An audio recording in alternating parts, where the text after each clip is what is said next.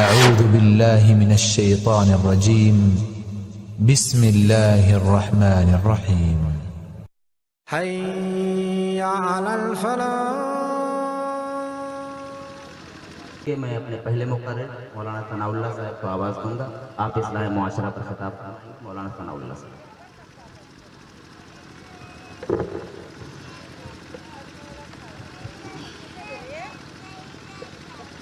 السلام علیکم ورحمۃ اللہ وبرکاتہ. ان الحمد للہ نحمده ونستعینه ونستغفره ونؤمن به ونتوکل علیہ ونعوذ باللہ من شرور انفسنا ومن سیئات اعمالنا ان محمدا عبده ورسوله. أما بعد فإن خير الحديث كتاب الله وخير الهدي هدي محمد صلى الله عليه وسلم وشر الأمور محدثاتها وكل محدثة بدعة وكل بدعة ضلالة وكل ضلالة في النار. أعوذ بالله من الشيطان الرجيم. بسم الله الرحمن الرحيم. يا أيها الذين آمنوا لا يسخر قوم من قوم عسى أن يكونوا خيرا منهم ولا نساء من نساء عسى أن يكن خيرا منهن ولا تلمزوا أنفسكم ولا تنابزوا بالألقاب بئس اسم الفسوق بعد الإيمان ومن لم يتب فأولئك هم الظالمون. يا أيها الذين آمنوا اجتنبوا كثيرا من الظن إن بعد الظن إثم ولا تجسسوا ولا يغتب بعضكم بعضا أيحب أحدكم أن يأكل لحم أخيه ميتا فكرهتموه واتقوا الله إن الله تواب رحيم.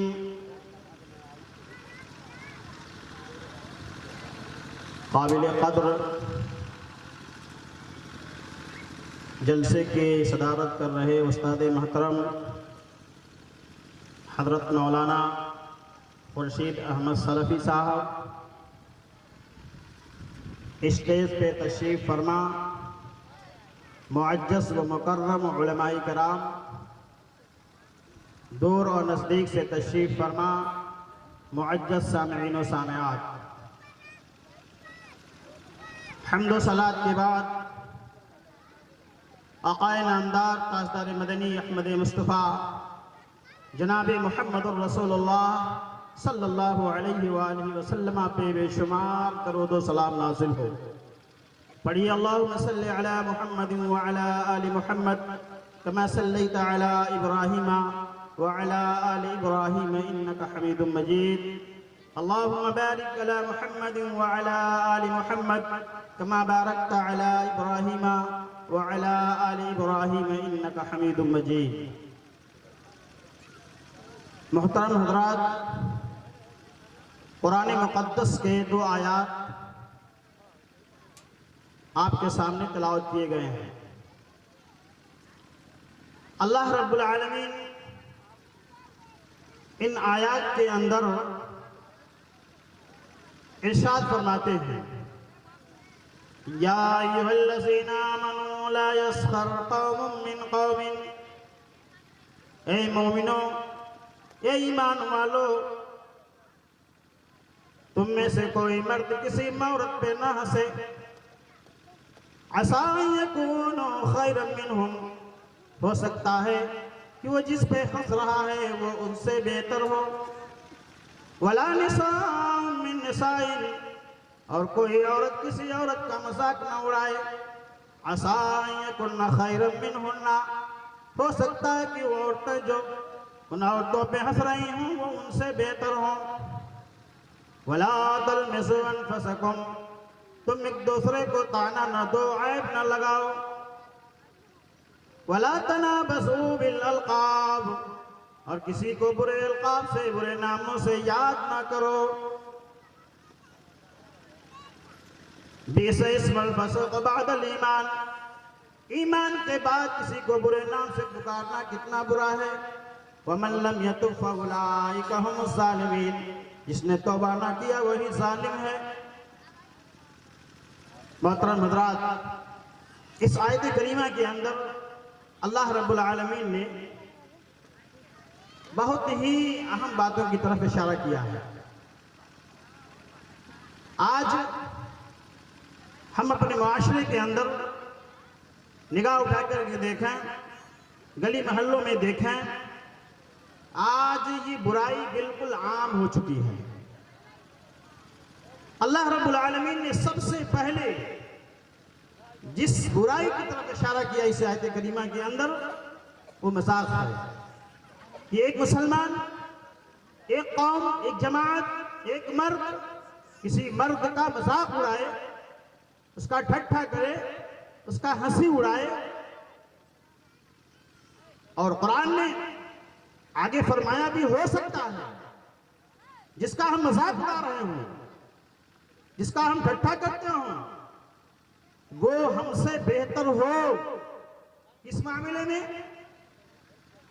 امانت داری میں، اخلاق میں، کردار میں، اعمال میں اور دوسری چیزوں میں ہو سکتا ہے وہ ہم سے بہتر ہو. وہیں اللہ رب العالمین نے عورتوں کی جماعت کو بھی مخاطب کیا اور کہا ہے عورتوں تم بھی کسی کا مذاق نہ اڑاؤ.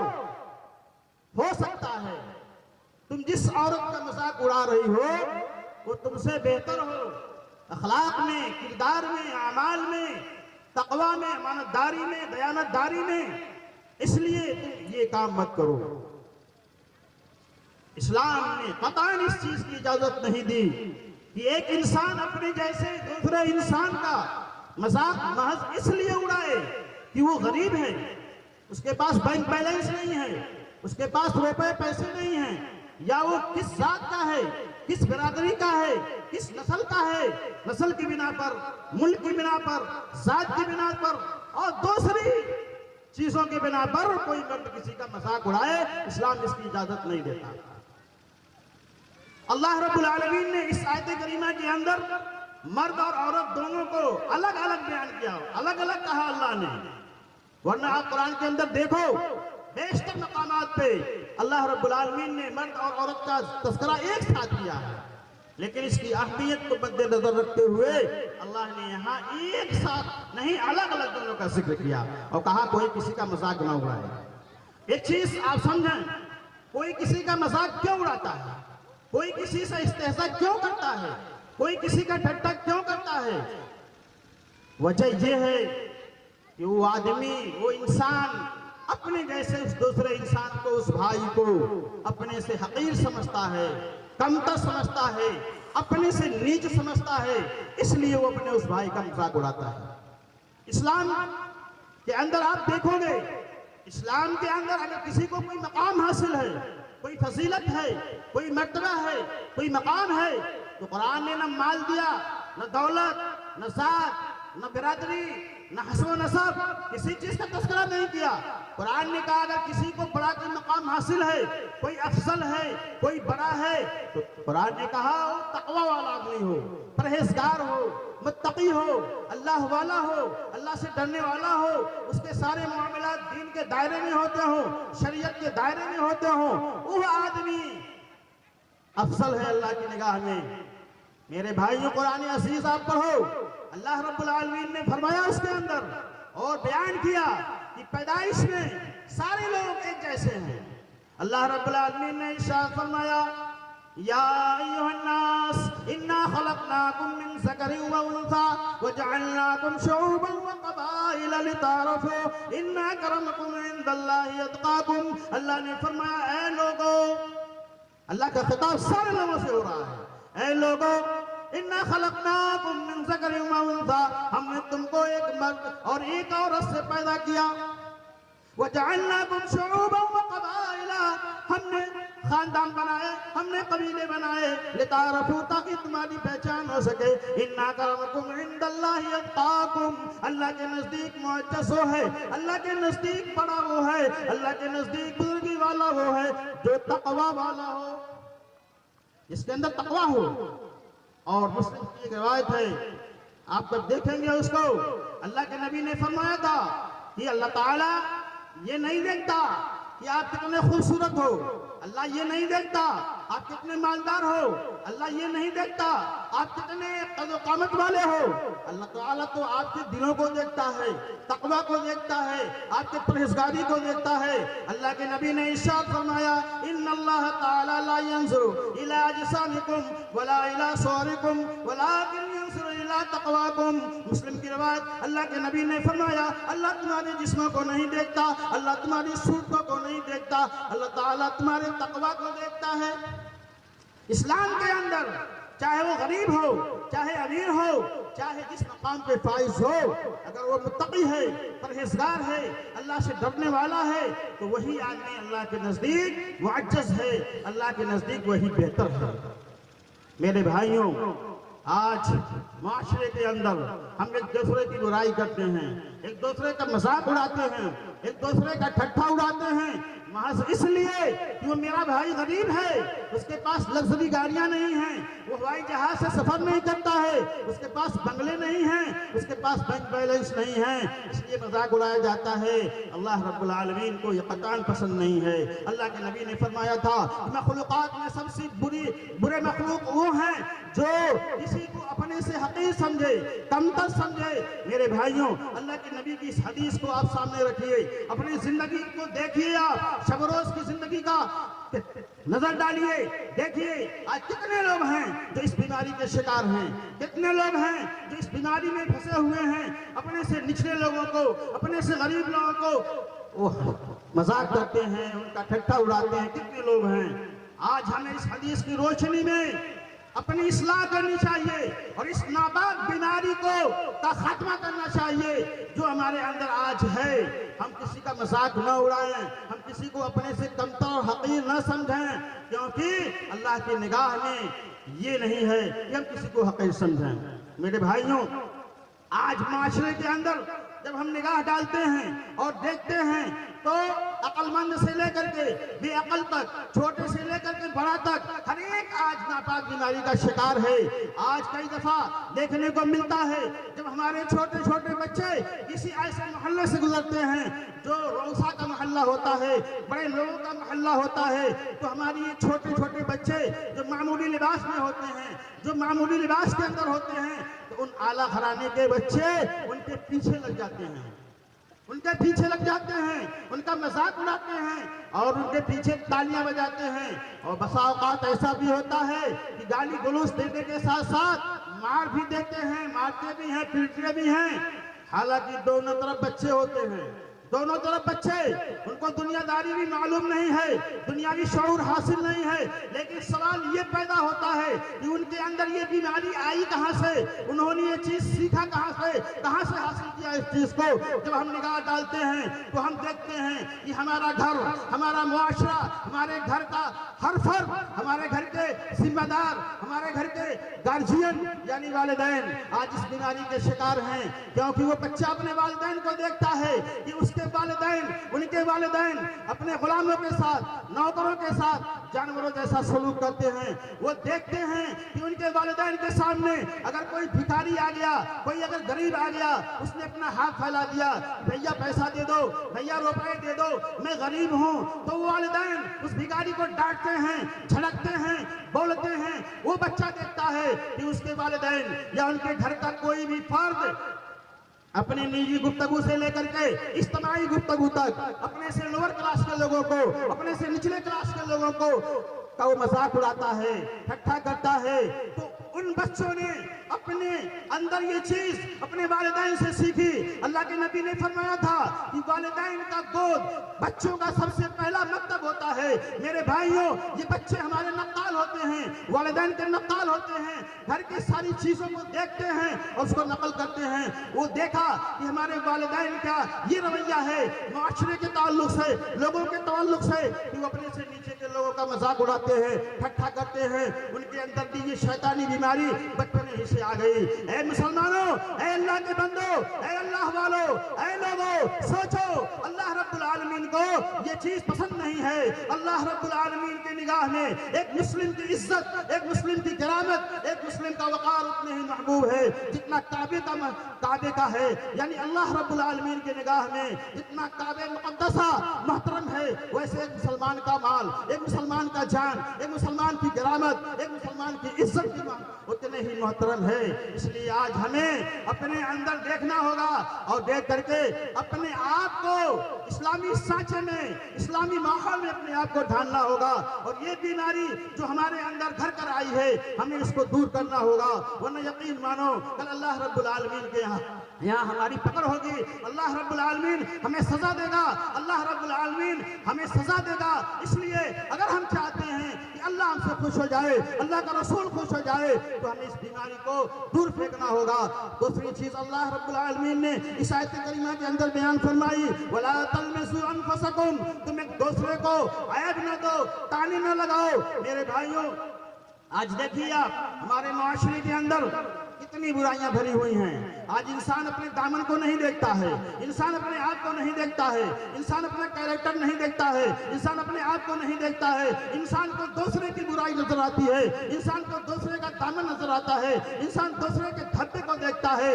حالانکہ اللہ کے نبی نے فرمایا تھا، يُبْصِرُ أَحَدُكُمُ الْقَذَاةَ فِي عَيْنِهِ وَيَنْسَى الْجِزَاءَ فی عینہ۔ اللہ کے نبی نے فرمایا تھا کہ اے لوگوں، تم لوگوں کو دوسروں کی آنکھوں میں پڑا ہوا تنکا دکھائی دے دیتا ہے، لیکن اپنے آنکھ میں پڑا ہوا شاطر دکھائی نہیں دیتا، تمہیں اپنے دامن پہ لگا ہوا دھبا دکھائی نہیں دیتا۔ آج ایک دوسرے کو تانا دینا، ایک دوسرے کو عیبدار بنانا، ایک دوسرے کو برا بھلا کہنا، یہ عام سی بات ہو چکی ہے۔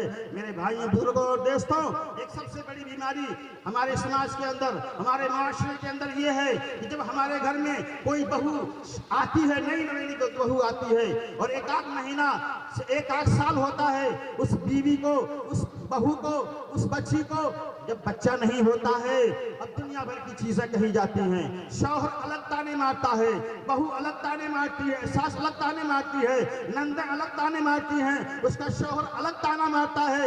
ایک سال ہو گیا تمہیں کوئی بچہ نہیں ہوا، ایک سال ہو گیا تم بالکل ویسے ہو، تم کو بانجھ ہو معلوم ہوتا ہے۔